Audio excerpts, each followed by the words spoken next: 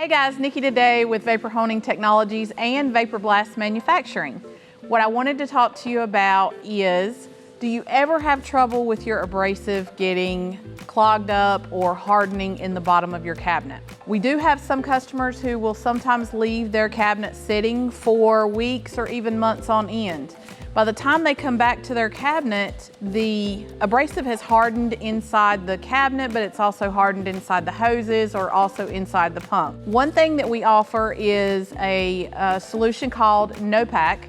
It's something that you can actually put inside your cabinet. It's going to help keep that abrasive from getting hard. A couple of other things we would like to suggest is that you make sure that if you're not going to use No-Pack, you're making sure you're firing up your machine, say, once a week for maybe 5 minutes. That's going to help keep it floating around as well. Also, make sure that your agitation tubes at the back of your pump are pointed down and towards the back. That's going to help you keep your abrasive suspended when you're processing your parts. If you have any questions, if there's anything we can help you with, give us a call at 828-202-5563. Thank you so much.